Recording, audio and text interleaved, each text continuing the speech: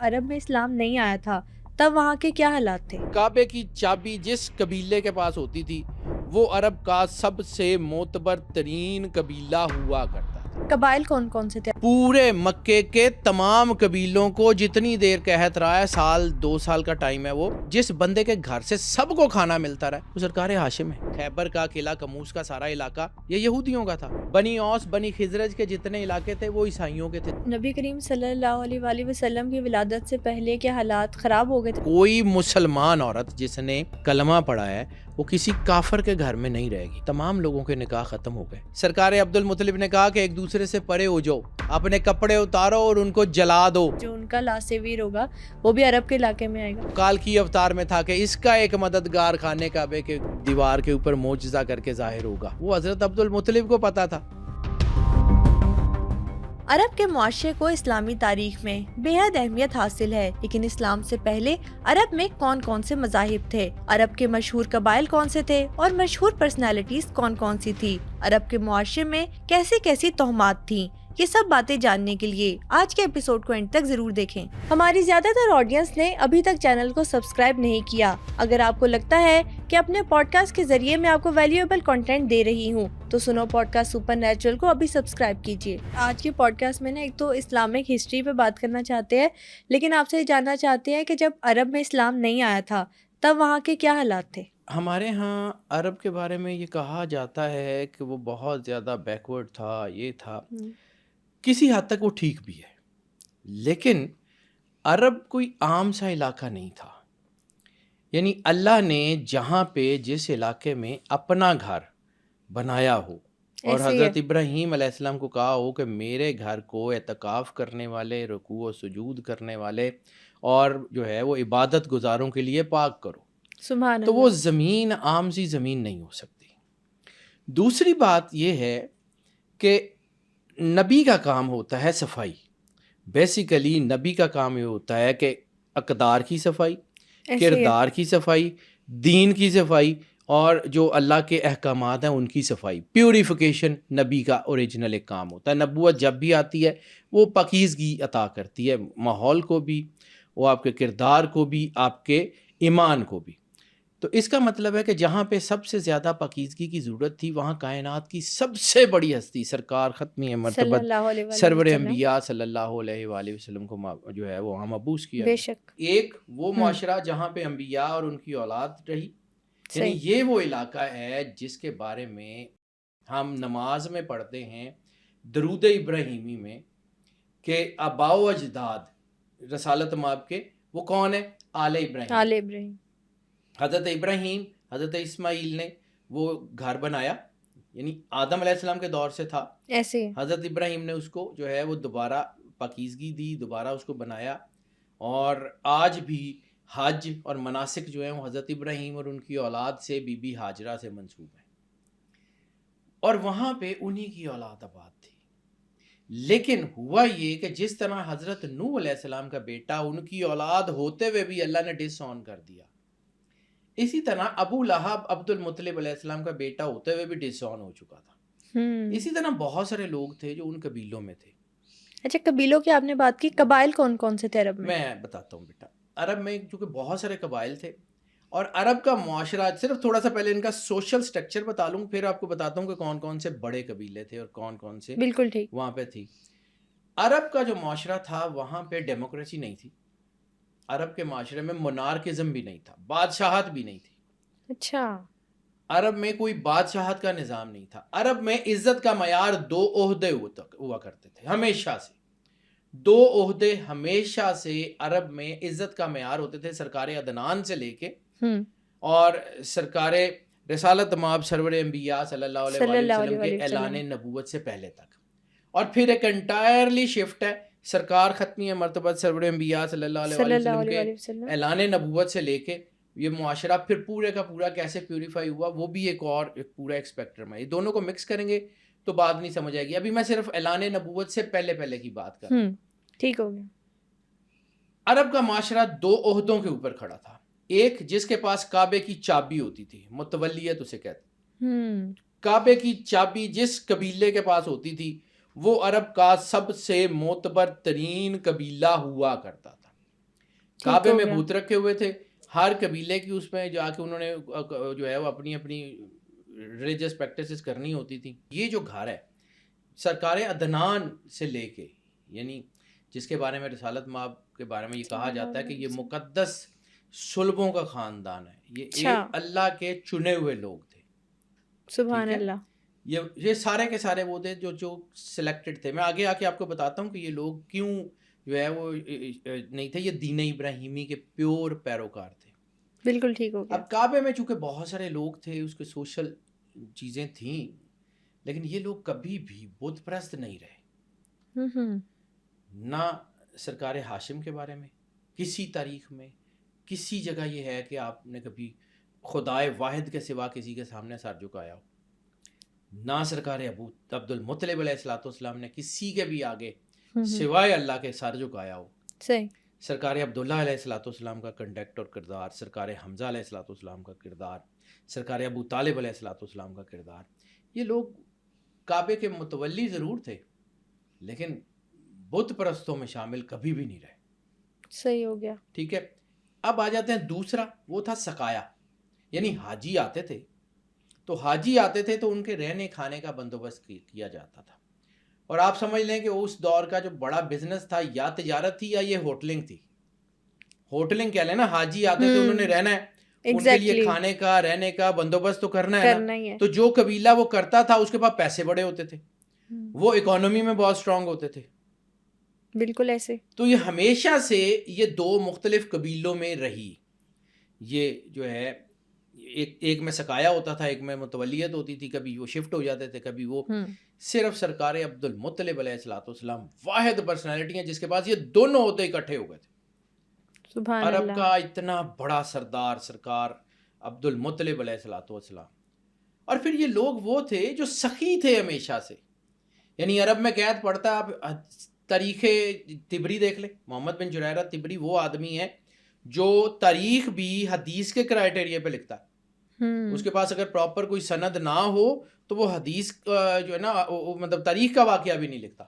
یعنی محمد بن جریرہ طبری کو تاریخ دان بھی اور فقہ کے علماء بھی اور حدیث کے جو ہے نا شیخ الحدیث بھی ان کو بہت بڑا نام مانتے ہیں، محمد بن جریرہ طبری کو. ٹھیک ہے. تاریخ طبری میں بھی یہ واقعہ ایسے ہی ہے کہ کسی بندے نے دو چیزیں بڑی اہم ہیں، بہت اہم ہے، کہ ان کے پورے خاندان میں سے کسی نے بت پرستی نہیں کی اور یہ پورا خاندان ہمیشہ سے سخی رہا ہے.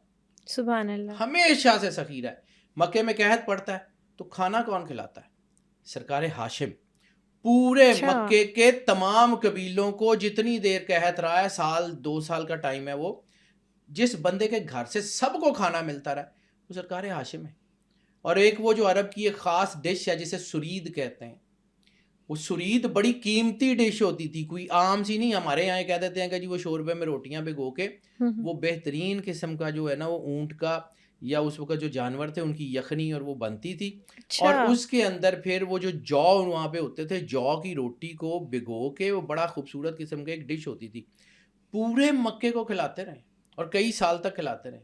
اور کتنے کے رئیس ہوں گے ایسے ہی ہے، کتنے کو امیر آدمی ہوں گے جو پورے مکے کو جو ہے وہ کھانا کھلاتے ایک دو دن نہیں، سالوں کا معاملہ، سالوں کے لیے، اور کھلاتے رہے. سرکار ہاشم بہت بڑا نام ہے. دنیا کو تو آئیڈیا ہی نہیں ہے کہ سرکار ہاشم کون تھے. میں صرف ان کے نام بتا کے پھر آپ کو عرب کے عمومی حالات کی طرف لے کے جاتا ہوں. میں صرف ان کی بات کروں. اور یہ وہ لوگ ہیں کہ جن کے اوپر سرور انبیاء صلی اللہ علیہ وآلہ وسلم کی حدیث میں آپ نے فخر فرمایا ہے. آپ نے کہا کہ اللہ نے مجھے پاکیزہ لوگوں میں پیدا کیا. پاکیزہ لوگ کون؟ وہی پاکیزہ لوگ جن کے اوپر ہم جو ہے وہ درود پڑھتے ہیں. ٹھیک ہے. اللہم صلی علی محمد وآل محمد کما صلیت علی ابراہیم وعلی آل ابراہیم. حضرت ابراہیم علیہ السلام کی جو آل ہے وہ کون ہے؟ وہ سرور انبیاء صلی اللہ علیہ وآلہ وسلم کے آباء و اجداد ہیں. اور آل محمد رسالت مآب کی اولاد، ان کے بچے، پاک بی بی سیدہ سلام اللہ علیہا اور مولا کائنات کی جو اولاد ہیں. یعنی مولا علی کے پورے بیٹے بھی سادات میں نہیں ہیں، صرف مولا حسن حسین جو سرور انبیاء کو کہ نبوت اور جو ساداتیت جو ہے زیادت وہ صرف رسالت مآب سے منسوب ہے اور کسی چیز سے منسوب نہیں. رسالت مآب کی جو ہیں جن کو رسالت مآب نے خود کہا تھا وہ اب سرور انبیاء صلی اللہ علیہ وآلہ وسلم کے آباء و اجداد کا کردار دیکھ لیں. اب عمومی معاشرے کی طرف آ جاتے ہیں. عمومی معاشرہ ہمارے ہاں بالکل یہ ٹھیک ہے کہ وہاں پہ بہت برے حالات تھے, زمانہ جاہلیت میں بہت برے حالات تھے. لیکن جہاں پر عرب بیٹیوں کو قتل کرتے تھے وہاں اسی عرب کی سوسائٹی میں ایک بندہ ہے جس کو ابو البنات کہتے ہیں. ابو البنات جو ہے وہ آدمی ہے جس کے بارے میں رسالت مآب سرور انبیاء نے اس کے فوت ہونے کے کئی سال بعد دعا کر فرمائی تھی. ابو البنات وہ بندہ ہے جب عرب میں بیٹیاں جو ہیں وہ زندہ درگور کر دی جاتی ہیں, پیدا ہوتے ہی مار دی جاتی ہیں, تو وہ بندہ تھا جو جس کو پتہ لگتا تھا نا کہ فلاں قبیلے کے فلاں سردار یا فلاں آدمی کے گھر بیٹی پیدا ہوئی ہے اور وہ شاید قتل کر دے گا, تو یہ پہنچ جاتا تھا, تم نے تو ماری دینی ہے, مجھے دے دو. اچھا, یہ پیسے دیتا تھا اور وہ بیٹی کو چپکے سے لے آتا تھا, اس کو پالتا تھا, پڑھاتا تھا, اور پھر اس کی اس نے شادیاں کروائیں. تاریخ یہ بتاتی ہے, تاریخ طبری, تاریخ حلبیہ اور سیرت ابن ہشام میں بھی اس کا ایک ضمناً ذکر ہے کہ 100 سے زیادہ ایسی بیٹیاں تھیں جو اس نے پالی, اور عرب کے معاشرے میں ابو البنات بیٹیوں کے باپ کے نام سے مشہور تھا. یہ وہی زمانہ جاہلیت ہے. اور اس کی ایک بیٹی جس کی اس نے پرورش کی تھی وہ مسلمان ہوئی اور وہ سرور انبیاء صلی اللہ علیہ وآلہ وسلم کے پاس آئی. تو جب اس نے ذکر کیا کہ مجھے ابو البنات نے پالا ہے, تو رسالت مآب نے اپنی چادر اتار کے اس بیٹی کے سر کے اوپر رکھی اور اسے کہا کہ اللہ تیرے اس باپ کے اوپر رحم کرے. حالانکہ وہ بندہ بعثت نبوی سے پہلے دنیا سے چلا گیا ہوا تھا, وہ بعثت نبوی اعلان نبوت سے پہلے فوت ہو چکا تھا. لیکن عمل اتنا پسند آیا کہ دعا کی. بیٹیاں بہت قیمتی ہوتی ہیں بیٹا, کوئی شک نہیں اس میں. ٹھیک ہے, یہ کائنات میں بہت قیمتی جو اینٹیٹی ہے نا, اللہ جب خوش ہوتا ہے تو بیٹیاں اس لیے ہی دیتا ہے. یہ لوگوں کو نہیں پتا. عرب کا معاشرہ وہاں پہ یہ لوگ بھی تھے. یعنی ہم نا عرب کے ایک بڑی غلط سی تصویر پینٹ کرتے ہیں کہ جی وہ وہاں پہ سارا کچھ ٹھیک ہے وہ تھا, لیکن وہاں پہ اچھے لوگ بھی تھے. یہ نہیں ہو سکتا کہ کوئی بھی سوسائٹی اللہ بالکل تنہا چھوڑ دے. پھر آپ نے جو ہے وہ ایک پرانا ذکر سنا ہوگا, ابو البنات تو خیر بہت بڑا آدمی, ایک اور ذکر سنا ہوگا حلف الفضول. فضل نام کے کچھ لوگ تھے, 5 لوگ تھے یا 3 لوگ تھے جن کا تینوں چاروں کا یا پانچوں کا نام فضل تھا. انہوں نے خانہ کعبے کے مطلب میں رسالت مآب سرور انبیاء صلی اللہ علیہ وسلم سے بھی پہلے, کچھ لوگوں کا خیال ہے کہ حضرت عبد المطلب سے بھی پہلے, سرکار ہاشم کے دور میں, انہوں نے خانہ کعبے میں آ کے ایک حلف لیا تھا کہ عرب میں جو مظلوم ہوگا ہم اس کی مدد کریں گے, عرب میں جو ہے وہ ظالم ہوگا ہم اس کے خلاف کھڑے ہوں گے. اور وہ 4 یا 5 لوگ نہیں تھے, وہ 4 یا 5 قبیلے تھے جن کے پیچھے ان کی اپنی اپنی آرمیز تھیں, جن کے پیچھے, تو انہوں نے بھی تو سوسائٹی میں اچھا کام کرنے کی کوشش کی. بالکل ایسے ہی ہے. ہم ان کو بھول جاتے ہیں, ہم کہتے ہیں کہ جی وہ نہیں تھے, وہ بہت بڑے بڑے لوگ تھے. وہ حلف الفضول تو ہمیں پنجاب کی ٹیکسٹ بک بورڈ میں جب میں کبھی پڑھتا تھا, یعنی آج سے 40 سال پہلے کی بات کروں, تو ہمارے ٹیکسٹ بک میں ہوتی تھی, پھر نکال دی گئی. کیونکہ ڈیلیبریٹلی میں بار بار آپ کو کہتا ہوں کہ ہمارے بچوں کو جو پڑھایا جا رہا ہے نا, وہ بچوں کو علم دینے کے لیے نہیں, بچوں کا بیڑا غرق کرنے کے لیے پڑھایا جا رہا ہے. انفارمیشن پہنچ نہیں پاتی نا, کیونکہ ہم لوگ بھی جب بات کرتے ہیں نا تو ہمیں یہ کہا جاتا ہے کہ جی یہ کیسے آپ نے کہاں سے نکال لیا. تو بھائی میں نے بھی تو کتابوں سے ہی پڑھا, اب دنیا نے پڑھنا چھوڑ دیا ہے تو اس میں میرا تو کوئی قصور نہیں.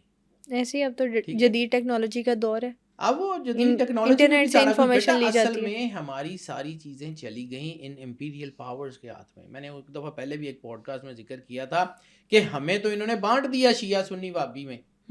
بالکل, ہمیں تو انہوں نے بانٹ دیا کہ یہ سنیوں کا ہے, یہ شیعوں کا ہے. حالانکہ ایک رسالت مآب سرور انبیاء سب کے ہیں, کوئی شک نہیں. ایک اللہ, ایک رسول, ایک کتاب جس سے سرکار ختمی مرتبہ سرور انبیاء صلی اللہ علیہ وسلم نے محبت کی, یا جس نے رسول اللہ سے محبت کی اس کی محبت واجب, جس نے سرور انبیاء صلی اللہ علیہ وسلم سے دشمنی کی یا جس سے رسول اللہ نے دشمنی کی اس سے دشمنی واجب. دین کی بیسس تو یہ ہے. باقی تو عبادات ہیں, عبادات کی بنیاد پہ کہ جی وہ ہاتھ ایسے باندھتے ہیں, وہ ہاتھ ایسے نہیں باندھتے, ہم نے بہت ساری چیزیں آپس میں بانٹ لی ہیں, حالانکہ بیسس وہی ہیں. عرب کا معاشرہ جہاں بہت گرا ہوا تھا وہاں پہ بہت بڑے لوگ بھی ہوئے ہیں. یعنی اس عرب کے معاشرے میں ہم نے جو ہے وہ حضرت پاک بی بی خدیجہ الکبریٰ سلام اللہ علیہا کا نام سنا ہے. لیکن پاک بی بی خدیجہ الکبریٰ سلام اللہ علیہا کے والد خویلد کا کردار کبھی پڑھا؟ ان کا تو کبھی نام بھی نہیں کسی نے پڑھایا، خدیجہ بنت خویلد. صحیح کہہ رہے ہیں. وہ خویلد کون تھے؟ وہ کون سے آدمی تھے؟ اور وہ بھی بت پرست نہیں تھے. اچھا ابھی آپ نے نا سر بت پرستی کی بات کی، جو مذہب تھا صرف بت پرستی تھی اس وقت. دیکھو بیٹا اس وقت دین ابراہیمی بھی تھا، لیکن دین ابراہیمی کو گزرے ہوئے بہت سال ہو چکے تھے. سرکار ابراہیم علیہ السلام کو گزرے ہوئے بہت سال تھے. وہاں یہودی بھی آباد تھے. یہ خیبر کا قلعہ کموس کا سارا علاقہ یہ یہودیوں کا تھا. صحیح. بنی اوس بنی خزرج کے جتنے علاقے تھے وہ عیسائیوں کے تھے ساتھ. اس کے علاوہ یہ ورقہ ابن نوفل کا نام بہت بڑا نام ہے. ورقہ ابن نوفل، جب پہلی وحی آئی اور بی بی خدیجہ نے اپنے کزن کو بلایا کہ یہ نشانیاں ہیں مجھے اس کے بارے میں بتاؤ، تو وہ کون تھا؟ وہ ورقہ ابن نوفل اس وقت کا سب سے بڑا انجیل کا عالم تھا، جس نے وہ ساری نشانیاں سن کے بی بی پاک خدیجہ الکبریٰ کو کہا تھا کہ یہ آخری نبی ہیں جن سے تمہارا عقد ہوا ہوا ہے. اور ورقہ ابن نوفل کو ہم ویسے چھوڑ دیتے ہیں. اس کا ایک جملہ بہت کمال کا ہے جسے تاریخ البیہ نے بہت زبردست لکھا ہے. یہ پوری کتابوں میں موجود ہے، ہم پڑھتے نہیں نا، گزر جاتے ہیں. اس نے کہا تھا کہ یہ جو نشانیاں ہیں نا یہ آخری نبی کی نشانیاں ہیں. اگر تو میں زندہ رہا، یہ لفظ ہیں اس کے ورقہ ابن نوفل کے جو اس وقت کا عیسائی تھا، اگر تو میں زندہ رہا تو جب یہ نبوت کا اعلان کریں گے تو میں ان کے ہاتھ پہ کلمہ پڑھوں گا. اگر میں نہ رہا تو ان سے کہنا میرے لیے دعا کریں. اب وہ مسلمان ہوا یا نہیں ہوا، وہ تو اسی چند دنوں بعد فوت ہو گیا تھا ورقہ ابن نوفل. یہ عام سے لوگ تو نہیں تھے اس علاقے میں.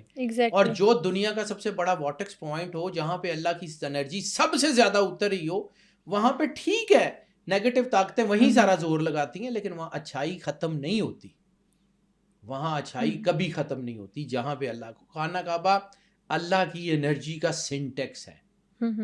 خانہ کعبہ وہ ایک سمبل ہے خدائی کا، وحدانیت کا، توحید کا. جب اللہ نے اس کو پاک کرنا تھا پاک ہو گیا. جب فتح مکہ ہوئی سارے کے سارے بت نکال دیے گئے، وہ پاک ہونا تھا وہ ہو گیا.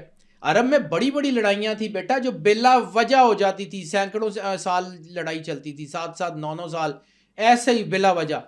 اور بعد میں پتہ لگتا تھا کہ اس کے پیچھے تو ریزن ہی کوئی نہیں، اور سینکڑوں لوگ قتل ہو جاتے تھے. پھر ایک اور چیز، یہ اس عرب کو کہا جاتا ہے کہ یہ جاہل تھے. They were never being جاہل. پھر وہاں کا رہن سہن اور سیولائزیشن کیسی تھی؟ سیولائزیشن بیٹا دیکھو خانہ بدوش تھے نا. عرب میں تھا کیا؟ دنیا میں ایک مصرع آپ کو بتاتا ہوں علامہ صاحب کا. علامہ محمد اقبال کو ہم نے نکال کے نا بڑا ظلم کیا اپنی جڑوں میں سے. فطرت کے مقاصد کی کرتا ہے نگہ بانی، یا بندہ صحرائی یا مرد کوہستانی. مکہ کو دیکھیں، پہاڑوں کے درمیان صحرا ہے، یعنی دونوں چیزیں جو اللہ کی نیچر کی آبیاری کرنے کے لیے ضروری ہیں دونوں وہاں ہیں. پہاڑ ہے بے آب و گیا، چٹیل پہاڑ ہیں، کالے پہاڑ، اور درمیان میں صحرا ہے. اگر وہاں زمزم کا کنواں نہ نکلتا تو اس علاقے کی قیمت کیا تھی؟ کچھ بھی نہیں، کوئی جاتا ہی نہ. لیکن وہ زمزم کا کنواں بنا، وہ گزرگاہ بنی. اس وقت بھی عرب میں مکہ جو تھا وہ تجارت کا گڑھ تھا. پوری دنیا کے قافلے وہاں جاتے تھے.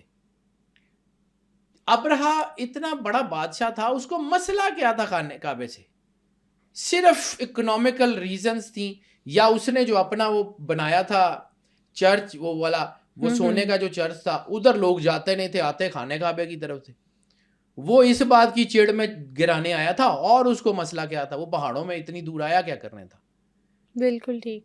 یہاں پہ کوئی اکانومی کا گڑھ تھا، عرب کے لوگ متمول تھے، امیر تھے، خوشحال تھے. یعنی عرب کے اسی معاشرے میں اتنی بڑی تجارت خویلد کی، اور پھر ان کی بیٹی پاک بی بی خدیجہ الکبریٰ سلام اللہ علیہا کی، وہ اتنی بڑی تجارت کہ عرب کے ایک بے آب و گیا مطلب جزیرے ٹائپ جگہ میں، جیسے ادھر جدے کے ساتھ سمندر لگتا تھا ہٹ کے کہیں، اور ادھر جو ہے وہ بالکل صحرا اور بنجر پہاڑیاں ایسے ہی ہے.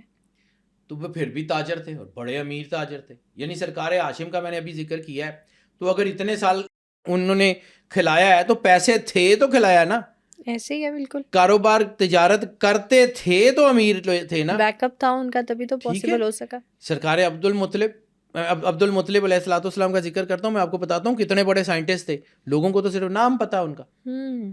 وہ جتنے بڑے سائنٹسٹ سرکار عبد المطلب ہوئے آپ کی سوچ ہے، وہ جتنی بڑی میتھمیٹیشین وہ تھے آپ کی سوچ ہے. آپ نے تو کبھی پڑھا ہی نہیں، آپ کو تو پتہ ہی نہیں وہ کون تھے. خویلد کی جو جتنی بڑی تجارت تھی وہ عام سی تجارت تھی، اور وہ بانٹتے تھے، وہ سخی تھے، وہ لوگوں کو دیتے تھے. یہ کبھی زندگی رہی نا تو یہ کہانی آپ کو سناؤں گا کہ بی بی پاک خدیجہ الکبریٰ کی شادی کیسے ہوئی، کیا سرکمسٹانسز تھے، کیسے رسالت مآب کا عقد ہوا.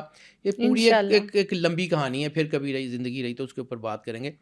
لیکن اس عرب کے معاشرے میں جہاں تباہی تھی نا وہاں روشنی موجود تھی. جس طرح راکھ کے ڈھیر کے اندر آگ موجود ہوتی ہے، ذرا سی ہوا لگے وہ پھر وہ اپنی عروج پہ آ جاتی ہے. سرور انبیاء صلی اللہ علیہ وآلہ وسلم کی ذات وہ ذات ہے جس نے عرب کی کایا پلٹ دی، جس نے عرب کو بالکل آل ٹوگیدر بدل کے رکھ دیا. عرب کہاں سے کہاں پہنچ گیا. وہ ایک اتنی سی جو ہے نا وہ چیز ہے جس کو ہم نگلیکٹ کر جاتے ہیں. عرب کے اندر بہت اچھے لوگ تھے، برے بھی تھے، بت پرست تھے، ظالم تھے، لڑتے جھگڑتے تھے، لیکن کچھ لوگ بہت اچھے بھی تھے. ان لوگوں کی وجہ سے معاشرہ قائم تھا، اور اس گھر کے سینٹر کا نام بنو ہاشم تھا. قریش کے قبیلے تھے، قریش کے قبیلوں کے اندر جو ہے وہ بنو ہاشم کا گھر بہت بڑا تھا. یعنی ہاشم ابن عبد مناف کی اولاد میں ایک قبیلہ جو ہے وہ ادھر سے چلا گیا، ایک حرب کا قبیلہ تھا، ایک قریش کا قبیلہ تھا، قریش میں بنو ہاشم کا قبیلہ تھا. پھر اسی طرح اوس خزرج کے قبیلے تھے. پھر اسی طرح یہ قلعہ کموس والی سائڈ پہ یہودی آباد تھے. تو یہ جو ہے نا یہ مدینے والی سائڈ اور تھی، مدینے میں یہ اوس خزرج کے علاقے تھے، یثرب ادھر تھا. مکے کے ارد گرد کے علاقے جو تھے وہاں پہ بھی بہت سارے ایسے علاقے تھے جہاں پہ جو ہے وہ یمبو کا علاقہ آج بھی ایک شہر ہے. تو یمبو میں وہاں پہاڑ تھے. وہاں پہ جو پہاڑ تھے وہ تھوڑے سے یعنی مدینے اور مکے کے درمیان کا علاقہ ہے، وہ نخلستان کا علاقہ تھا، وہاں پہ گرینری تھی. تو جب لوگ یہاں سے مطلب جو ایسے ہم چھٹیاں گزارنے یا کچھ تو وہ ان کے لیے یمبو جو تھا نا وہ اس دور کا گلگت بلتستان کہہ لیں کہ وہ ذرا گرین ایریا تھا. یمبو میں آبشاریں تھیں، پہاڑ تھے، وہ مدینہ جاتے ہوئے راستے میں آتا تھا. تو یہ سارے علاقے وہاں پہ تھے نا بیٹا اس پوری سوسائٹی میں. اب آ جاتے ہیں کہ جی اس سوسائٹی کو بدلا کیسے.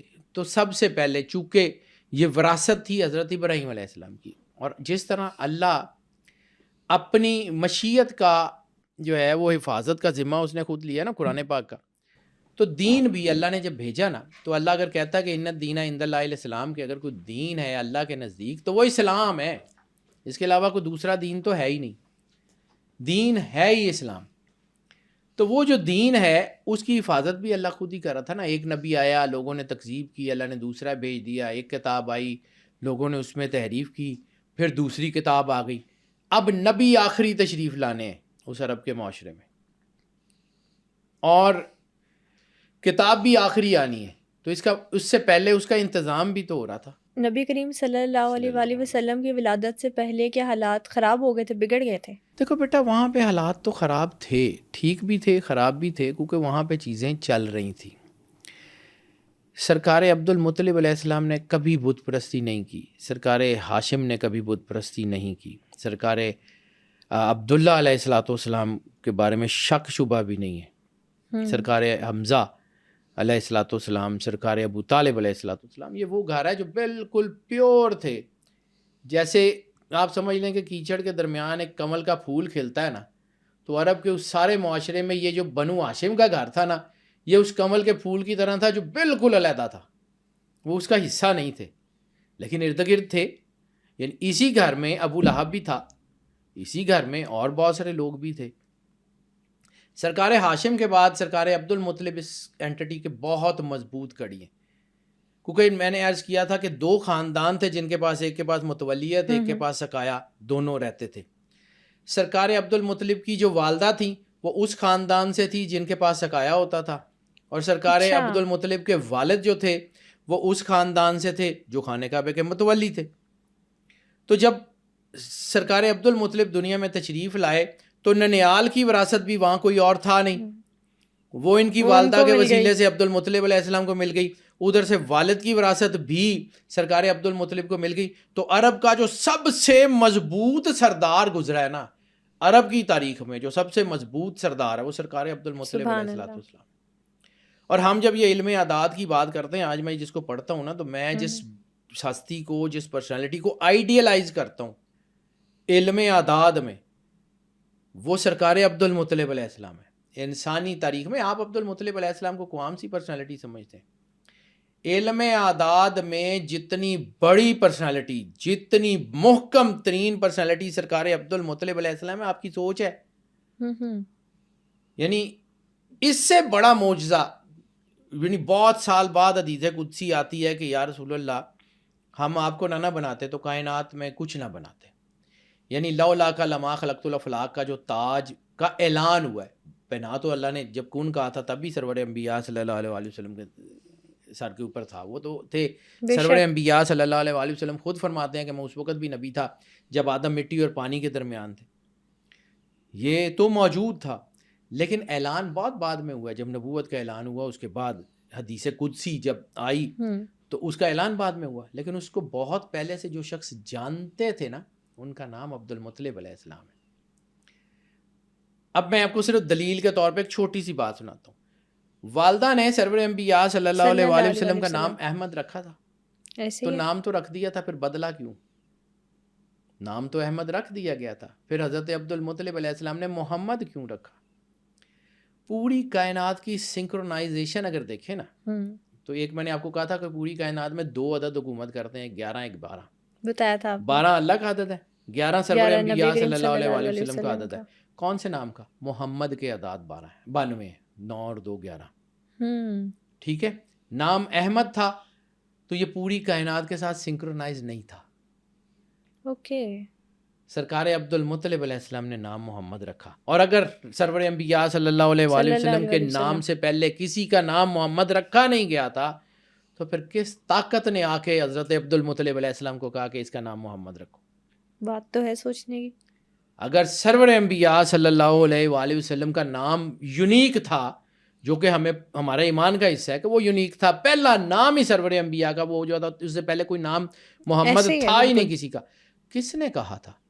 جبرائیل تو نبیوں پہ آتے تھے، عبد المطلب علیہ السلام کو کس نے کہا تھا؟ ان کا اپنا نالج. جبرائیل تو نہیں آئے ہوں گے، ان کو کسی علم نے، کسی الہام نے، کسی چیز نے، کسی کنیکشن نے بتایا تھا نا کہ نام سرور انبیاء کا محمد. حالانکہ احمد رکھا جا چکا تھا پہلے، ماں نے بتایا کہ میں نے بیٹے کا نام احمد رکھ دیا. ان کا نہیں، وہ بھی ٹھیک ہے، یہ رکھنا ہے.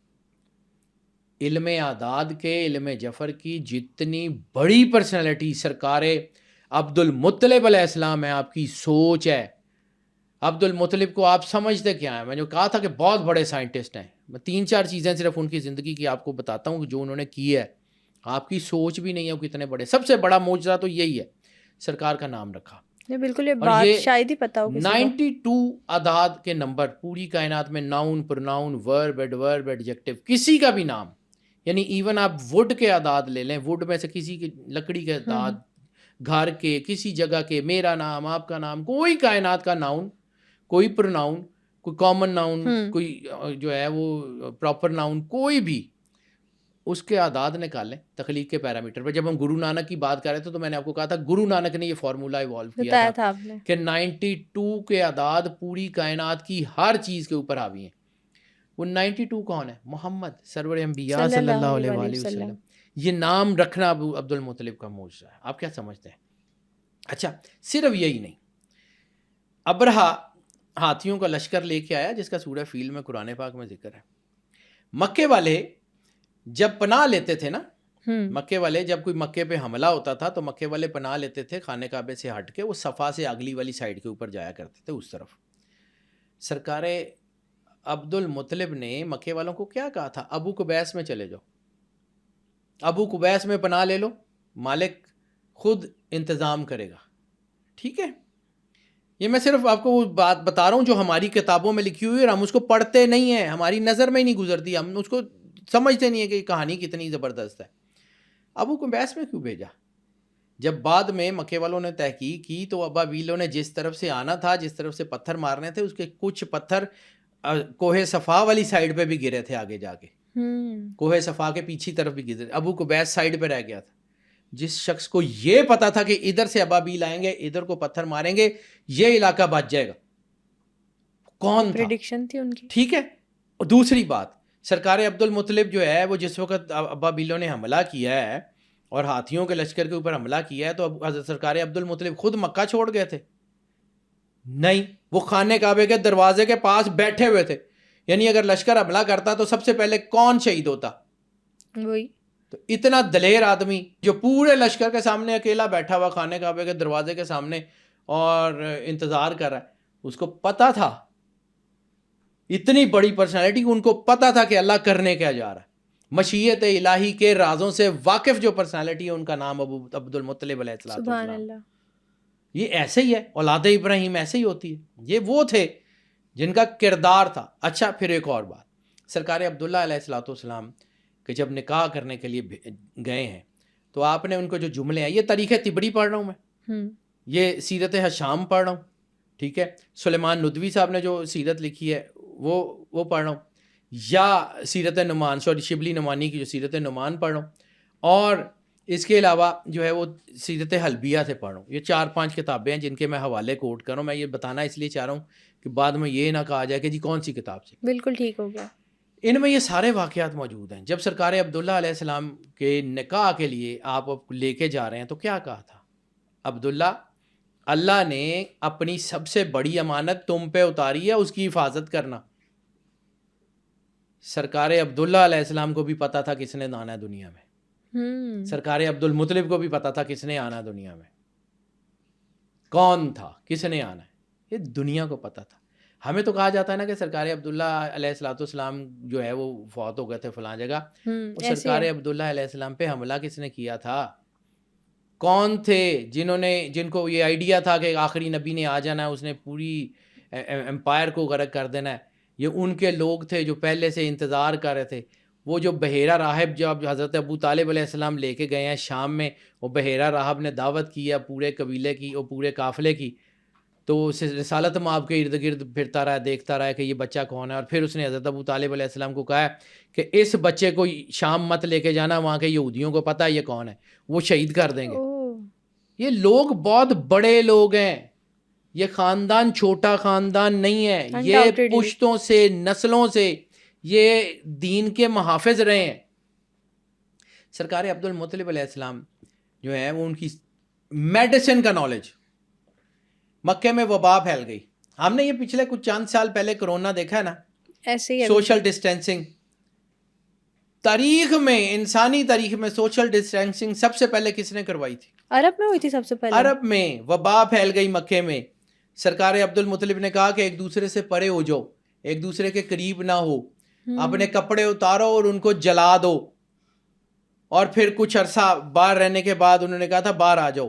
یہ تبری نے، محمد بن جریر تبری نے لکھا ہوا. اس وقت سوشل ڈسٹینسنگ، کوارنٹین میں جاتے تھے، کوارنٹین کا کانسیپٹ عبد المطلب علیہ السلام نے دیا ہے عرب کی تاریخ میں. آپ عرب کو عام سے لوگ کہتے ہیں یہ ام القریٰ، یہ ایسے علاقہ نہیں تھا. 2 علاقے تھے دنیا میں جو ہے نا سنٹیکس تھا جن میں علم تھا. ایک ام القریٰ یہ مکے اور اس کے ارد گرد کی آبادیاں، اور ایک ادھر وہ جہاں پہ انبیاء تھے بیت المقدس. 2 علم کے خزانے تھے، ٹھیک ہے. اور عرب کو اپنی زبان پہ بہت تھا، یعنی وہ باقیوں کو عجم کہتے تھے، اور عرب جو ہے وہ اس کو کہتے ہیں فصیح اور بلیغ. عرب میں خانہ کعبے کے اوپر جو 7 معلقات کا کانسیپٹ ہے، وہ دنیا کے بہترین رائٹنگ کے نمونے ہوا کرتے تھے، شاعری کے، نثر کے. ان سے اچھا تو رائٹر کوئی نہیں تھا.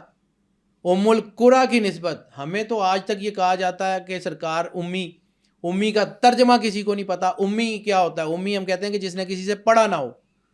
تو سرور انبیاء صلی اللہ علیہ وآلہ وسلم جو ہیں وہ اپنا تعارف کراتے ہیں نا، مدینہ العلم، میں علم کا جو ہے وہ شہر ہوں، علی بابو، علی ان کے باب ہیں.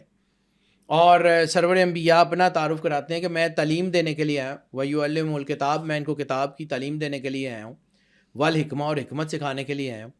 تو جو خود سکھانے کے لیے آیا ہو وہ خود پڑھا ہوا نہیں ہوگا، پاسبل نہیں ہو سکتا. ہم کہتے ہیں کہ جس نے یہاں سے پڑھا نہ ہو. اب دیکھو نا، فرض کیا بیٹا میں کسی ایک شہر میں رہتا ہوں، ٹھیک ہے، اور میں اپنی ایج کے کسی حصے میں کہیں دوسرے شہر میں چلا گیا. اب لوگ اس بنیاد کے اوپر کہ میں جس شہر میں رہتا ہوں اس وقت، یعنی جہاں میں پیدا ہوا تھا، جہاں میں بڑا ہوا تھا، اس شہر کو چھوڑ کے میں کسی اور جگہ آ گیا. میں مثال کے طور پہ دے رہا ہوں، اس کو سمجھنے کی کوشش کرنا میں بتانا کیا چاہ رہا ہوں. یہاں پہ لوگ یہ دیکھیں کہ جی یہ تو کسی کالج میں گئے نہیں، کسی اسکول میں پڑھے ہی نہیں ہوئے. سرور انبیاء صلی اللہ علیہ وآلہ وسلم کی ڈائمنشن کیا ہے کہ میں اس وقت بھی نبی تھا جب آدم مٹی اور پانی کے تھے. تو اس دنیا کے لوگ ان کو پڑھائیں گے؟ وہ ادھر پوری کائنات کو پڑھانے کے لیے آئے ہیں، حکمت دینے کے لیے آئے ہیں. یہ یہاں کے دیکھ کے کہ یہاں کا استاد پڑھا سکتا ہے ان کو؟ کسی کی جرت ہے؟ اور دوسرا امی کا مطلب کیا ہے؟ امی ام القرا سے، ام القرا کے رہنے والے. اور دوسرا ایک اور اس کا مطلب ہے کہتے ہیں ماں کو، کہتے ہیں ماں کو. امی وہ بندہ who is having the mother of knowledge، جس کے پاس علم کی بھی ماں ہے، وہ امی ہے. تو انہوں تو پتہ ہی نہیں سمجھ آئی کہ یہ امی ہوتا کیا ہے. نبی الامی بالکل ٹھیک ہے، لیکن ام القرا کے رہنے والے یا وہ پرسنالٹی جس کے پاس یہ ٹریڈیشنل علم کی بھی ماں موجود ہے، جو اس کے بہت بڑے جو ہے، آپ کو یہ سمجھ ہی نہیں آتی. آپ کو اگر سرور انبیاء صلی اللہ علیہ وآلہ وسلم بادشاہ کونین کے بارے میں ایمبیگوٹیز ہیں، تو ان کے آباء و اجداد کے بارے میں آپ کا کیا خیال ہوگا؟ وہ کون سے لوگ تھے؟ یعنی عبد المطلب علیہ السلام نے مکے والوں کو کھانا کھلایا، قحط میں انہوں نے بھی کھلایا، انہوں نے مکے والوں کی مدد کی. ہمیشہ تجارت سب سے بہترین ان کے گھر کی ہوتی تھی. یہ مکے کے وہ سردار تھے جن کی طرف کوئی آنکھ اٹھا کے نہیں دیکھ سکتا تھا. بالکل ایسے ہی. ٹھیک ہے، اب سرکار ابو طالب علیہ السلام کی طرف آ جائیں. یعنی دو محکمے ہیں، سقایا اور متولیت خانے کعبے کی. سقایا چھین لیا گیا سرکار عبد المطلب کے بعد، کیونکہ رسالت مآب سرور انبیاء صلی اللہ علیہ وآلہ وسلم نے نبوت کا اعلان فرما دیا، اور عرب میں جو ہے وہ رسالت مآب کی مخالفت ہونی شروع ہوئی. تو پوری تاریخ طبری، سیوطی، جلال الدین سیوطی چھوٹے آدمی نہیں ہیں، امام جلال الدین سیوطی، یہ مطلب جتنے بڑے عالم جو ہیں وہ سارے کے سارے آپ اٹھا کے دیکھ لیں، کسی ایک نے بھی ایک جملہ کوٹ کیا ہو کہ مکے کے کافر ابو طالب علیہ السلام کے پاس آئے اور انہوں نے کہا کہ تمہارا بھتیجا تمہارے بتوں کی مخالفت کرتا ہے؟ نہیں، ہمیشہ یہ کہا کہ تمہارا بھتیجا ہمارے بتوں کی مخالفت کرتا ہے. اگر ابو طالب کا اور ان کا دین ایک ہوتا تو وہ یہ نہ کہتے کہ تمہارے کہتے، یہ کیوں کہتے تھے کہ تمہارے بھتیجا جو ہے وہ ہمارے بتوں کی مخالفت کرتا ہے؟ اور پھر ایک جملہ جس کو طبری نے کوٹ کیا ہے، اور اگر یہ جملہ جو ہے نا اتنا کمال کا ہے کہ اس کو میسج فلم آپ نے دیکھی ہوگی شاید، اس میں یہ جملہ باقاعدہ ہے، وہ فلم بھی لوگوں نے دیکھی کیونکہ وہ پوری تاریخ کی ہسٹری کو سرچ کرنے کے بعد وہ جملہ تھا کہ جب آئے نا جو ہے وہ ابو جہل حضرت ابو طالب علیہ السلام کے پاس کہ یہ آپ کا بھتیجا ہمارے بتوں کی جو ہے نا توہین کرتا ہے، تو اس کو روکیں. تو سرکار ابو طالب علیہ السلام نے سرور انبیاء صلی اللہ علیہ وسلم کو کہا کہ یہ جو لوگ کہتے ہیں میں اتنا بھار نہیں اٹھا سکتا، یہ نہیں کہا کہ رک جاؤ، آپ نے کہا تھا کہ میں اتنا بھار نہیں اٹھا سکتا، یہ لوگ مخالفت کرتے ہیں. تو رسالت مآب نے کہا، یہ جملہ ہم نے پڑھا ہوا ہے کہ ایک ہاتھ پہ میرے چاند اور ایک ہاتھ پہ سورج رکھ دیں تب بھی میں جو ہے وہ اس چیز سے باز نہیں آؤں گا.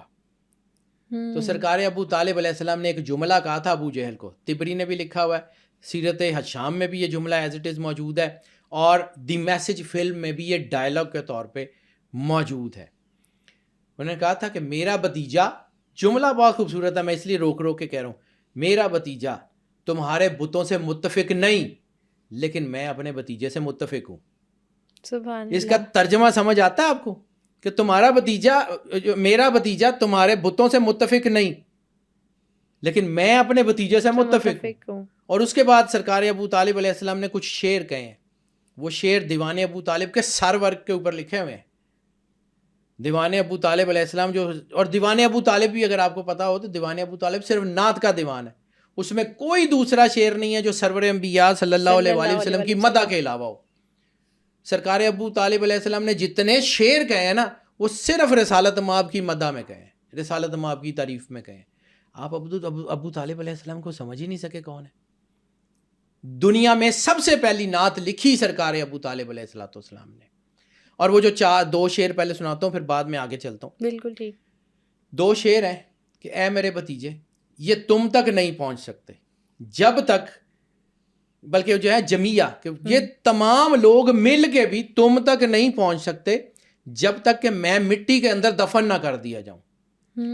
تم اپنے کام سے اپنی آنکھیں ٹھنڈی رکھو، میں تمہارے پیچھے پہاڑ کی طرح کھڑا ہوں. یہ ابو طالب علیہ السلام ہیں جنہوں نے ہمیشہ سہارا دیا سرور انبیاء. بتا دیا نا کہ میری سپورٹ ہے. ٹھیک ہے. اب میں نے وہاں پہ حضرت عبداللہ علیہ السلام کا ایک کوٹ کیا. اب ایک اور، سرکار عبد المطلب کو پتہ تھا کس نے آنا گھر پہ، کس کی ولادت ہوگی، کیونکہ جب بی بی آمنہ نے جو ہے وہ اطلاع بھجوائی ہے سرکار عبد المطلب کو، آپ خانہ کعبے میں تھے، تو وہ جب تشریف لائے ہیں تو خانہ کعبے میں جب وہ ان کو اطلاع ملی تو خانہ کعبے کا دروازہ پکڑ کے کیا کہا ہے، وہ ان کی پوری تاریخ سرکار ہاشم سے لے کے عبد المطلب علیہ الصلوۃ والسلام سے لے کے سرکار جو ہے وہ عبداللہ علیہ الصلوۃ والسلام سے لے کے ان کی پوری تاریخ میں ایک جملہ آپ کو پہم ملے گا، الحمدللہ رب العالمین. یہ جملہ تو قرآن پاک میں بعد میں آیا ہے، اور ان کی زبان سے سرکار ہاشم نے جب کھانا کھلایا لوگوں کو تو اس وقت کیا کہ تمام تعریفیں اس اللہ کی ہیں جو تمام جہانوں کا رب ہے، اس نے ہمیں ذریت ابراہیم میں پیدا کیا اور ہمیں لوگوں کو کھانا کھلانے کی توفیق عطا فرمائی. سرکار عبد المطلب علیہ السلام جب سرور انبیاء صلی اللہ علیہ وآلہ وسلم کے ظہور کی اطلاع ملتی ہے، خانہ کعبے کا دروازہ پکڑ کے کہتے ہیں الحمدللہ رب العالمین کہ جس نے ہمیں ذریت اسماعیل میں مستحکم فرمایا. ان جملوں کا مطلب آپ کو سمجھ نہیں آتا وہ کیا ہے؟ پوری دنیا کو شکر گزاری کا پیغام دیا گیا ہے کہ ہمیں ذریت اسماعیل میں مستحکم فرمایا. اور کس کی اطلاع مل رہی ہے؟ سرور انبیاء صلی اللہ علیہ وآلہ وسلم کے ظہور کی، دنیا میں آنے کی. پھر سرکار ابو طالب علیہ السلام جب رسالت مآب سرور انبیاء صلی اللہ علیہ وآلہ وسلم کا نکاح کا خطبہ دیا، نکاح کا خطبہ جو سب سرور انبیاء صلی اللہ علیہ وآلہ وسلم کا نکاح کا خطبہ دیا سرکار ابو طالب نے، کہاں سے شروع ہوتا ہے؟ الحمدللہ رب العالمین، کہ اس رب کی بڑی مہربانی ہے، اس تمام تعریفیں اس رب کی ہیں کہ جس نے ہمیں ذریت ابراہیم میں پیدا کیا، جس نے ہمیں مستحکم کیا اسماعیل کی ذریت میں، اور جس نے ہمیں اس سراج منیر سے منور کیا. رسالت مآب کی طرف اشارہ کر کے کہہ رہے ہیں سراج منیر، چمکتے ہوئے چاند سے منور فرمایا. آپ ابو طالب علیہ السلام کو سمجھ ہی نہیں پائے وہ کون ہے. ابو طالب علیہ السلام وہ پرسنالٹی ہیں جب میں وہ بھی بات کیا نا کہ ابو طالب علیہ السلام. اب آپ کو آئیڈیا ہے کہ حضرت ہاشم کتنے امیر ہیں، سرکار عبد المطلب کتنے امیر ہیں، اور سرکار ابو طالب غریب کیوں ہو گئے تھے؟ کبھی یہ بھی سوچئے گا کہ وہ کیوں ہو گئے تھے؟ اتنے بڑے باپ کا، اتنے بڑے دادے کا پوتا، اور کیوں؟ کیا وجہ تھی اس کی؟ رسالت مآب سرور انبیاء صلی اللہ علیہ وآلہ وسلم کو جب وہ شام لے کے گئے نا، اور انہیں پتہ لگا کہ یہودی جو ہیں وہ اس نبی کے خلاف ہیں اور یہ نبی جو ہے اس نے آنا ہے اور اس کے خلاف ہے، آپ نے ساری زندگی تجارت کے لیے پھر مکے سے باہر نہیں نکلے. اپنا مال لوگوں کو دے کے بھیجتے تھے، خود تجارت کے لیے کبھی باہر نہیں نکلے. رسالت مآب کے ارد گرد حفاظت. اچھا، ہم لوگ کہتے ہیں کہ مولا علی علیہ الصلوۃ والسلام جو ہے ہجرت کی رات میں رسالت مآب سرور انبیاء صلی اللہ علیہ وآلہ وسلم کے بستر پہ سو گئے، اور رسالت مآب نے کہا کہ علی یہاں سو جاؤ. ٹھیک ہے، موت سامنے کھڑی ہے، لوگ ننگی تلواریں لے کے کھڑے ہوئے. یہ تربیت کس نے کی تھی؟ کبھی سوچا ہے کہ اپنے بچوں کی تربیت رسالت مآب کی کے چچا سرکار ابو طالب علیہ السلام نے کی تھی؟ جب یہ شدید ترین تھا کہ رسالت مآب پہ حملہ ہوگا، مکے میں نبوت کا اعلان ہو گیا، مکے کے لوگ جو ہے وہ دشمن ہو گئے سارے کے سارے، تو رات کو رسالت مآب کو جس بستر پہ سلاتے تھے ان کو اٹھا کے بستر دوسرا کر دیتے تھے. کبھی وہاں اپنے بیٹے علی کو سلا دیتے تھے، کبھی جعفر طیار کو سلا دیتے تھے، کبھی عقیل ابن ابی طالب کو سلا دیتے تھے. اپنے بچوں کو ہمیشہ ابو طالب علیہ السلام نے رسالت مآب پہ قربان کرنے کے لیے تیار کیا. یہ ابو طالب علیہ السلام کی تربیت تھی. جب بچے چھوٹے تھے تو سرکار ابو طالب علیہ السلام نے اپنے بچوں کو بلایا، 3 بیٹے تھے، تینوں کو بلا کے کہا کہ دیکھو بیٹا، اگر تمہیں کچھ ہو جائے گا نا تو دکھ یا تمہیں مجھے ہوگا یا تمہاری ماں کو ہوگا، لیکن اگر محمد کو کچھ ہو گیا، اگر محمد کو سرور انبیاء صلی اللہ علیہ وسلم کو کچھ ہو گیا تو میں اپنے باپ اور اپنے بھائی کے سامنے سر نہیں اٹھا سکوں گا. اپنے باپ کو شرمسار مت کروانا. یہ تربیت ہے ابو طالب علیہ السلام کی، یہ اپنے بچوں کو سکھا رہے تھے. رسالت مآب کی جو والدہ تو دنیا سے پردہ کر گئی تھی بچپن میں, ایسے تو ہی ہے. جس نے اس کو ماں بن کے پالا سرور انبیاء صلی اللہ علیہ وآلہ وسلم کو, بی بی فاطمہ بنت اسد, وہ سرکار ابو طالب کی زوجہ, اس مولا کائنات کی والدہ, اور وہ بی بی یہ وہ کردار تھا مکے کا جو نبوت کے اعلان سے پہلے وہاں موجود تھے, جن کی وجہ سے یہ معاشرہ روشن ہے. سرکار عبد المطلب علیہ السلام جو ہیں وہ کوئی عام سی پرسنالٹی ہیں. سرکار ابو طالب علیہ السلام کوئی عام سی پرسنالٹی, اپنا پورا کاروبار, اتنی بڑی سلطنت قربان کر دی صرف اس ایک رسالت مآب سرور انبیاء صلی اللہ علیہ وسلم. تو پھر ایسے ہی تھا. پھر ایک اور چیز, اب ہم جو ہے نا بہت ساری بحث کرتے ہیں کہ جی انہوں نے کلمہ پڑھا یا نہیں پڑھا, تو وہ تو پہلے ہی دین ابراہیمی پہ تھے. نبوت کے اعلان کے بعد چلیں, انہوں نے جو ہے وہ کلمہ بھی تھا. تو ایک بات یاد رکھیے, میں دلیلوں کا آدمی ہوں, میں مفتی نہیں ہوں, لیکن مجھے دلیلیں سمجھ آتی ہیں. رسالت مآب سرور انبیاء صلی اللہ علیہ وآلہ وسلم کے اعلان نبوت کے کئی سال بعد جب حکم آیا کہ کوئی مسلمان عورت جس نے کلمہ پڑھا ہے وہ کسی کافر کے گھر میں نہیں رہے گی, تمام لوگوں کے نکاح ختم ہو گئے سوائے رسالت مآب کے چچا ابو طالب علیہ السلام کے. کیوں؟ دنیا کو عدل کا درس دینے والے نبی, جنہوں نے کائنات میں کبھی کسی سے فرق کیا ہی نہیں ہے, تو کیا یہاں پہ کر گئے؟ نہیں, کافر کے گھر مومنہ عورت نہیں رہ سکتی. بی بی فاطمہ بنت اسد نے تو کلمہ پڑھ لیا تھا بالکل ارلی دنوں میں, تو وہ کیسے سرکار ابو طالب کے نکاح میں رہیں اس وقت تک کہ ان کا وصال, سرکار ابو طالب کا وصال ہو گیا, اور ان کے وصال کے کئی سال بعد انہوں نے جو ہے وہ حضرت ابو طالب کی بیوہ کی حیثیت سے زندگی گزاری. یعنی مدینے میں آپ کی تدفین ہوئی ہے بی بی فاطمہ بنت اسد کی, ہجرت میں بھی ساتھ ہے. سرکار ابو طالب مکے میں وصال فرما گئے. یہ کیسے ہو سکتا ہے؟ اور جو نبی کے اوپر سارا کچھ وار دیں, جو اپنا سارا کچھ رسالت مآب کے سر کے اوپر صدقہ کر کے. سرکار عباس ابن عبد المطلب کی حدیث ہے, بڑی کمال کی حدیث ہے, طبری نے اس کے اوپر پوری بہت کمال کا جو ہے نا اس کے اوپر کام کیا ہوا. حضرت عباس ابن عبد المطلب آئے اپنے بھائی کے پاس, ابو طالب علیہ السلام کے پاس, کہ ابو طالب آپ کرتے تو وہی ہیں جو محمد کہتے ہیں, آپ کرتے تو وہی ہیں جو محمد کہتے ہیں, پھر اعلان کیوں نہیں کرتے دین کا؟ تو یہ جو جملہ ہے نا, یہ مجھے سمجھ آتا ہے, یہ طبری کمال کا ہی آدمی ہے, اور یہ جو روایت ہے نا اس کے اوپر اس نے کوئی سند بھی نہیں دی.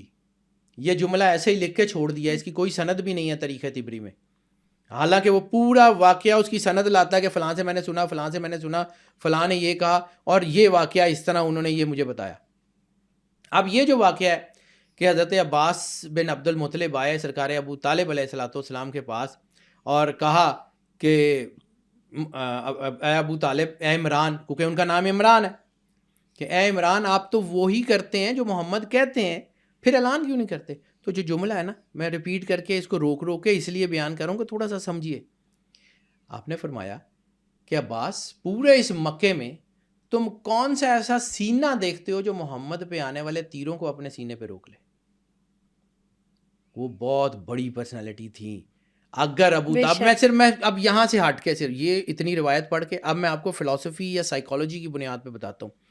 اگر ابو طالب علیہ السلام اسلام کا اعلان کر دیتے تو ریوالٹ ہو جاتا مکے میں. وہ جو آخری وقت تک خانہ کعبے کی چابی اور وہ متولیت ان کے پاس تھی جو لوگ چھین نہیں سکے تھے, وہ چھین لیتے. ابو جہل یا کوئی اور مکے کا متولی ہو جاتا, بڑا سردار ہو جاتا, ان کے گھر کو تو روند کے گزر جاتے. شیب ابی طالب میں سرکار ابو طالب علیہ السلام موجود ہیں, انہی کے نام سے ہے.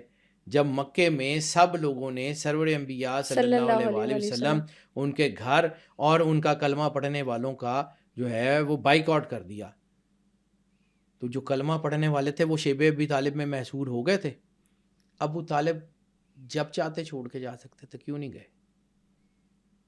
ابو طالب مکے کے سردار تھے, کسی کی جرت نہیں تھی آنکھ اٹھا کے دیکھ لیتا ان کی طرف. شیب ابی طالب میں رہے, بیمار ہو گئے, باہر نہیں نکلے. کیوں؟ آپ کا کیا خیال ہے؟ سرکار ابو طالب علیہ السلام عام سی پرسنالٹی, آپ کا کیا خیال ہے کہ وہ شیب ابی طالب میں سارا کچھ چھوڑ دیں؟ اور شیب ابی طالب میں محصور کون تھے؟ مومنین. تو جو غیر مومن تھے وہ تو تھے ہی نہیں. یعنی حضرت عبد المطلب علیہ السلام جو ہے ان کے بیٹے نہیں تھے, زبیر بن عبد المطلب شیبہ ابی طالب میں نہیں ہے، ابو لہب تو ویسے ہی صحیح نہیں ہو تھا، گیا. عباس بن عبد المطلب بھی نہیں ہے. 2 بیٹے ہیں صرف حضرت عبد المطلب کے، ایک سرکار حمزہ اور ایک سرکار ابو طالب. سرکار عبداللہ پہلے سے پردہ کر گئے، باقی کے 7 بیٹے تو نظر بھی نہیں آتے کہیں. عباس بن عبد المطلب تو بہت بعد میں مسلمان ہوئے، بہت بعد کا ٹائم ہے. حضرت بالکل عباس بن عبد المطلب کے اسلام قبول کرنے کا ٹائم بہت بعد کا. اس وقت تو وہ یہ بھی نہیں تھے. کون تھا؟ یہی ایک گھر تھا جس کو اللہ نے چن لیا سبحان تھا. اللہ. یہ عرب ہے. یعنی عرب اگر ہم بات کریں عرب بائدہ کی، مستعربہ کی، میں وہاں پہ بھی کہانی سنا سکتا تھا بیٹا کہ جی عرب یہ تھے، یہ عرب تھے، عرب بائدہ میں یہ ہوا، عرب عربہ میں یہ ہوا، عرب مستعربہ میں یہ ہوا. تو عرب بائدہ وہی ٹینڈنسی تھی نا، جب بک آف اینوک میں ہم نے ذکر کیا تو وہ جو پرانے عرب تھے وہ عرب بائدہ تھے. سرکار عدنان کا جو دور ہے وہ عرب مستعربہ، عرب عربہ اور عرب مستعربہ کا دور ہے یہ سارا. تو یہ یہاں پہ تھی برائی، تھے سارا کچھ، لیکن اس کے باوجود یہاں بہت بڑی بڑی پرسنالٹی تھی. سرکار حمزہ کا کردار کیسے ڈینائی کریں گے؟ سرکار حمزہ جو ہیں وہ مطلب عرب کے سردار تھے نا، وہ بھی تو سردار زادے تھے، ان کو بھی. اور دنیا میں حضرت حمزہ کی دھاک تھی، وہ جو ہے وہ واقعی اسد اللہ تھے، وہ واقعی بہت بڑے دلیر تھے. اس لیے تو ساری دنیا، یعنی جب پہلی جنگ ہوتی ہے بدر کی تو جتنے لوگ جو ہیں وہ سارے قتل ہوئے ہیں، یا مولا علی یا حضرت حمزہ، انہی کے لوگوں سے. اسی لیے تو لڑائی تھی، بندے ہی انہوں نے مارے تھے. لڑائی انہوں نے بندے مارے تھے، کافر مارے ہی انہوں نے تھے. تو جس کا کوئی باپ مارا تھا، جس کا کوئی چاچا مارا تھا، وہ سارے دشمن تھے ان کے. علی علیہ الصلوۃ والسلام کے گھر کی دشمنی کی وجہ یہ تھی کہ بندے مارے تھے انہوں نے. اور عرب کی سرزمین بھی تو خاص تھی نا، اس لیے تو وہاں پہ نبی کریم صلی اللہ علیہ بیٹا یہ وسلم کو عرب کی بھیجا گیا. سرزمین شروع سے چنی ہوئی تھی. یعنی آدم علیہ السلام اور حضرت اماں حوا کا جو ملن ہوا ہے دنیا میں، وہ جبل رحمت پہ ہوا ہے نا. ایسے ہی ہے. میدان عرفات اس وقت بھی موجود تھا، مینا اس وقت بھی موجود تھا. حضرت ابراہیم علیہ السلام نے حضرت اسماعیل کو ذبح کہاں کیا تھا، وہ جو قربانی کی جگہ تھی وہ بھی موجود تھی. ایک ایک چیز تو ہماری وہاں پہ موجود. یہی علاقہ تھا نا جو مقدس تھا، یا بیت المقدس مقدس تھا، ایسے ہی ہے، یا یہ مکہ مقدس تھا. اور اس کی امپورٹنس کی وجہ سے اس پہ تہمات تھیں. اسی طرح بیٹا یہاں پہ دیکھو ایک چیز یاد رکھو، سائنس بھی اور سوسائٹی بھی اور ہر چیز، یہ بات ہے کہ جہاں ایکشن ہوگا وہاں ری ایکشن ہوگا. جہاں پر پازیٹیوٹی زیادہ ہوگی نا وہاں پہ نیگیٹیوٹی پورا زور مارے گی. ٹھیک ہے، شیطان نے بھی اس علاقے میں سب سے زیادہ زور مارا تھا نا جہاں پہ اس کو پتا تھا کہ آخری نبی نے ظہور کرنا ہے. جب ہم بات کر رہے تھے وہ کالکی کی اور سرور انبیاء صلی اللہ علیہ وسلم کی، تو بھگوان رام نے بھی تو کہا تھا نا کہ وہ پیدا ہوگا کھجوروں والی زمین میں، دنیا کے سب سے بڑے کالے پتھر کے مندر کی طرف. اگر 4000 سال پہلے، رسالت مآب کے 4000 سال پہلے بھگوان رام کو یہ بات پتا تھی تو باقی طاقتوں کو نہیں پتا تھی. یہ ہم لوگ نا ہمیں سمجھ نہیں آتی. دیکھیں نا چمگادڑ کو اگر سورج نظر نہیں آتا تو چمگادڑ کی آنکھ کا قصور ہے نا. سورج تو ہے، آپ نہیں دیکھتے، آپ نہیں پڑھتے، آپ نہیں سوچتے، تو اس میں کسی کا کیا قصور؟ اور جیسا کہ جو آپ نے بتایا تھا کہ لاسٹ سیویئر کے بارے میں، تو یہ بھی ہندوازم کی بکس میں یہ بھی تو کہا جاتا ہے کہ جو ان کا لاسٹ سیویئر ہوگا وہ بھی عرب کے علاقے میں آئے گا، امام مہدی علیہ الصلوۃ والسلام.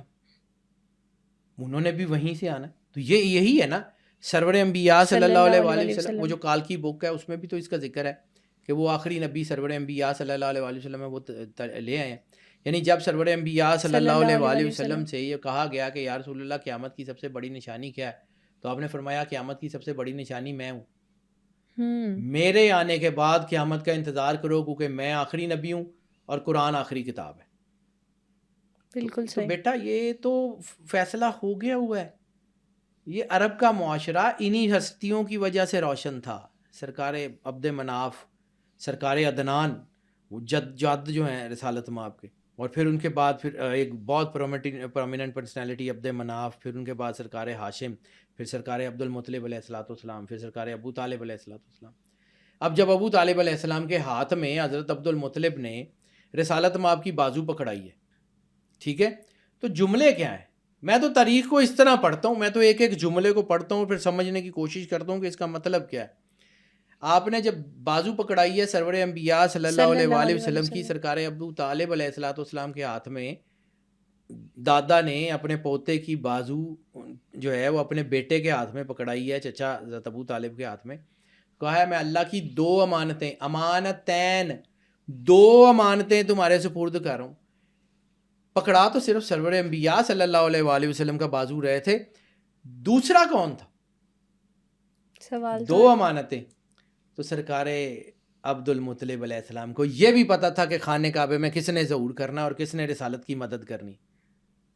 وہ جو کال کی اوتار میں تھا کہ اس کا ایک مددگار خانے کعبے کے دیوار کے اوپر معجزہ کر کے ظاہر ہوگا, ایسے ہی ہے. ٹھیک ہے, وہ حضرت عبد المطلب کو پتا تھا کہ اللہ کی 2 امانتیں تیرے ہاتھ میں دے کے جا رہا ہوں, اس کی حفاظت کرنا. بی بی آمنہ سلام اللہ علیہا کو پتا تھا کون پیدا ہوا. تو یہ حضرت علی کی ولادت بھی تو معجزہ ہے. ایسے ہی ہے بیٹا, یہ سارے ہی معجزے ہوتے ہیں, یہ سارے معجزے ہیں. آپ کا کیا خیال ہے کہ یہ ویسے پیدا ہوتے ہیں جیسے ہم لوگ پیدا ہوتے ہیں؟ بالکل نہیں.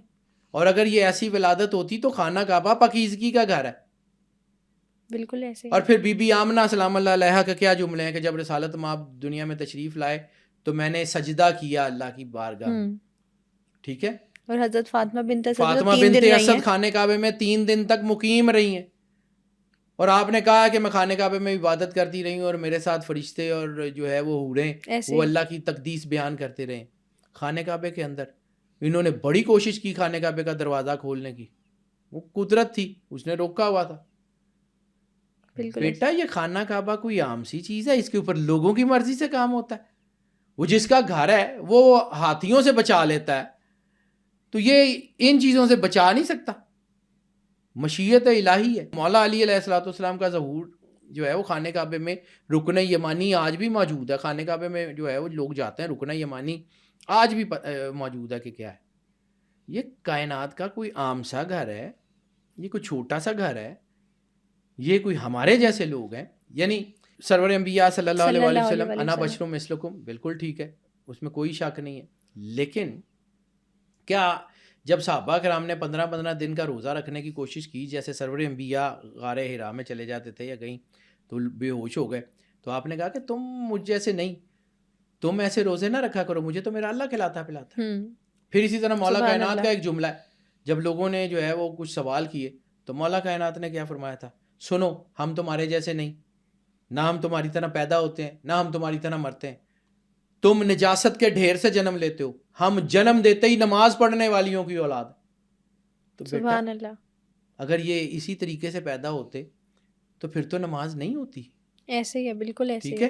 اور وہ جو جملہ ہے کہ جب مولا کائنات جو ہے وہ دنیا میں ظہور کیے تو اس وقت جو ہے وہ دن چڑھنے کا وقت تھا, اس وقت نماز تو فرض نہیں ہوئی تھی. لیکن جب بی بی فاطمہ بنت اسد کے وہ جملے ہیں سلام اللہ علیہا کے کہ جب وہ دن چڑھنے کا وقت تھا, تو جب جو ہے وہ دن چڑھنے کے وقت میں نے اللہ کی بارگاہ میں شکرانے کی عبادت کی. شکرانے کی عبادت کیا تھی؟ وہ سجدہ شکر تھا خانے کعبے کے اندر. یہ جو ہے یہ کائنات کے ڈگنیٹیئرز یہ ہمارے جیسے ہیں یا ہم ان کے جیسے ہو سکتے ہیں؟ ہماری کیا اوقات ہے؟ یہ نور ہے, اللہ کے خاص چنے ہوئے لوگ ہیں. انا و علیوں میں نور واحد, یہ نور ہے. یہ کائنات کے جو ہے وہ ایسے ہی ان کے سارا کچھ ہے. یہ تو اپنے وہ جو ہے وہ لباس بشریت پہن کے آ جاتے ہیں نیچے, ان کی مرضی ہے ہمارے ساتھ, ورنہ یہ مالک ہیں. ہماری کیا اوقات حیثیت ہے؟ ہم عرب کے معاشرے کو ان کے پڑھے بغیر نہیں پڑھ سکتے. ہم اگر ادھر ادھر کی کہانیوں میں گھسے رہیں گے کہ جی عرب یہ کرتے تھے, ٹھیک ہے کرتے تھے, چور تھے, ڈاکو تھے, لڑائی تھی, لیکن اس میں بہت اچھے لوگ بھی تھے. ان کو کیسے ہم نکال دیں, ان کو کیسے ہم ڈینائی کر دیں, ان کو کیسے ہم یہ چھوڑ دیں کہ جی وہ یہ جو ہے نا وہ ان کی پرسنالٹیز نہیں تھی. سرکار حمزہ علیہ الصلوۃ والسلام کا کردار کیسے ہم جو ہے وہ ڈینائی کر سکتے ہیں؟ وہ سرکار حمزہ علیہ الصلوۃ والسلام, یہ چند دن پہلے کی خبر تھی کہ ان کے جو ہے وہ جسم اطہر کو نکالا گیا تو وہ تھا. تم مالکوں کے ایسے ہی نکلتے ہیں, بالکل ایسے ہی. ہماری تو ڈیکمپوزیشن 24 گھنٹے میں جو ہے وہ ختم ہو جاتی ہے, ہمارے تو 15 دن بعد لاشیں نہیں ملتی. تو وہ مالک ہیں تو ان کی جو ہے نا وہ اسی طرح ہے نا. اس سے پہلے جو ہے محلہ بنی ہاشم میں جو ہے وہ نکلی تھی, جب محلہ بنی ہاشم کو مسمار کیا جا رہا تھا, جب خانہ کعبے کی توسیع ہو رہی تھی, تو وہاں سے جو ہے وہ کہتے ہیں کہ وہاں پہ جو حضرت بی بی خدیجہ کا گھر تھا, ان کے گھر کے ساتھ ایک مزار تھا, وہاں پہ کوئی قبر تھی. تو جب اس کو کھولا گیا تو اس کے اندر سے ایک پرانا جسم تھا. کس کا تھا؟ جب کھولا تو پورے مکے میں خوشبو تھی, پتہ نہیں کون تھی, آج تک تو نام بھی نہیں پتا. تو یہ تو بیٹا یہ وہ ہے، یہ جو اللہ کے نور سے نوری ہیں، یہ اللہ کے نور میں یہ نہیں ہوتا، ایسے ہی ہے، یہ ڈفرینٹ کوئی شک چیزیں نہیں ہیں. اس میں. ان کو اگر ہم اپنے طریقے سے سمجھنے کی کوشش کریں گے تو نہیں آتی سمجھ. ان کا کردار، ان کی چیزیں، ان کی جو ہے وہ ان کی اپنی پرسنالٹی، اپنی ذات میں مکمل لوگ ہیں. اور پھر چونکہ یہ دین ابراہیمی کے اوپر تھے تو پھر ہم اگر آج یہ ہم کتنے ہم بیوقوف لوگ ہیں کہ ہم اس کے اوپر بحث کرتے ہیں کہ انہوں نے کلمہ پڑھا اور انہوں نے نہیں پڑھا. او بھائی وہ پہلے ہی تو عید پرست ہے. مسلمان تو وہ ہو جو پہلے کافر ہو. ایسے ہی بالکل صحیح کہہ رہے ہیں. مسلمان تو وہ ہو نا جو پہلے کافر ہو. اسلام تو جو ہے وہ انہی کے گھر کا ہے. سرور انبیاء صلی اللہ علیہ وآلہ وسلم نے کلمہ پڑھا، آپ نے پڑھ لیا. اور جو میں نے آپ کو بات کی ہے میری سائیکالوجی کی بنیاد پہ، میں چونکہ عالم نہیں ہوں، مفتی نہیں ہوں، میں اس کے اوپر فتویٰ نہیں دے رہا، نہ میں دینا چاہتا ہوں. لیکن بیٹا اگر وہی نے جہاں سے بات چھوڑی تھی کہ اگر ابو طالب علیہ السلام کی جگہ پہ کوئی اور سردار مکے کا آ جاتا تو اسلام اتنا پختہ ہو جاتا. یعنی اس وقت تک ابو طالب علیہ السلام ایک قلعے کی طرح رسالت مآب کے پیچھے کھڑے رہے، جس وقت تک اسلام کا پودا اتنا مضبوط نہیں ہو گیا کہ اب اس کو اکھاڑا جانا ممکن نہیں تھا. ٹھیک ہے. اسی طرح بی بی خدیجہ الکبریٰ سلام اللہ علیہا کا جو مال ہے وہ کس طرح دین کے اوپر خرچ ہوا. یعنی اتنی بڑی امپائر وہ پوری کی پوری 3.5 سال شیب ابی طالب میں ختم ہو گئی. کیسے؟ اور اس وقت جو بڑے لوگ تھے وہ جتنے سارے بھی تھے ان میں سے کوئی ایک بندہ جو ہے وہ جو حضرت عبد المطلب کی اولاد میں سے ہی کسی نے آ کے کہا کہ بھائی ابو طالب آپ کے بچے بھوکے ہیں، آپ کے پاس کھانا نہیں ہے، آپ کے بچے چھال لکڑی کے پتے اور یہ کھا کے گزارا کر رہے ہیں، یہ ہماری طرف سے لے لیں. اس وقت تو بھائی بھی کوئی نہیں آیا. کون تھا؟ حضرت حمزہ علیہ الصلوۃ والسلام کو آ کے کسی نے کہا ہو کہ جی یہ پکڑیں، یہ گندم یا آٹا یہ ہماری طرف سے لے لیں. وہ تو سارے مقاطع قریش کے ساتھ بندے ہوئے کہ جی ہم نہ وہ تو قریب نہیں آتے تھے. بیٹا یہ جنہوں نے قربانیاں دی ہیں ان کی قربانیاں، ان کا دین ہم بھول جائیں صرف اس لیے کہ آج ہمیں پڑھایا جاتا ہے کہ یہ شیعوں کے ہیں، یہ سنیوں کے ہیں، یہ فلاں کے ہیں. نہیں بیٹا، اسلام جو ہے وہ رسالت مآب کا دین ہے. رسالت مآب سے محبت کا معیار صرف سرور انبیاء صلی اللہ علیہ وآلہ وسلم. دشمنی کی بنیاد بھی سرور انبیاء صلی اللہ علیہ وآلہ وسلم، دوسرا کوئی نہیں ہے، بالکل ان کے علاوہ کوئی ہے ہی نہیں. تو جنہوں نے ساری زندگی، یعنی حضرت ابو طالب علیہ السلام اتنے بڑے باپ کے، اتنے بڑے رئیس کے بیٹے، رسالت مآب 6 سال یا 7 سال یا 8 سال کی ایج ہے، شام میں جب لے کے گئے ہیں تو وہیں سے واپس آ گئے، شام تک نہیں گئے. راستے میں اپنا مال لوگوں کو دیا اور خود واپس مکے آ گئے. اس کے بعد ساری زندگی مکے سے نکلے نہیں. لیکن مکے کے سردار ہیں، لوگوں کو تجارت کے لیے بھیجتے ہیں، اس سے جو منافع ہوتا ہے اس سے گھر چلتا ہے. وہ جو خود اتنے بڑے سردار تھے خود کبھی تجارت کے لیے گیا ہی نہیں. بالکل ٹھیک ہو گیا سر، تھینک یو سو مچ. جو آج کے ایپیسوڈ ہے نا اس میں آپ نے اسلام سے پہلے عرب کے کیا حالات تھے، کیا سویلائزیشن تھی ان کی، کون کون سے قبیلے تھے، فیمس پرسنالٹیز کون سی تھی، وہ پرسنالٹیز جن کا آج کی نوجوان نسل کو پتہ ہونا بہت ضروری ہے. ان کی لائف کے بارے میں آپ نے بتایا، ان کے معجزات کے بارے میں آپ نے بتایا. Thank you so much for coming. آج کے ایپیسوڈ میں ہم نے اسلام سے پہلے عرب کی ہسٹری پر بات کی. آپ نیکسٹ ایپیسوڈ کس ٹاپک پر دیکھنا چاہتے ہیں ہمیں کمنٹ سیکشن میں ضرور بتائیے گا. بہت جلد ایک نئی ایپیسوڈ کے ساتھ حاضر ہوں گے. ٹل دین اسٹے ٹیونڈ.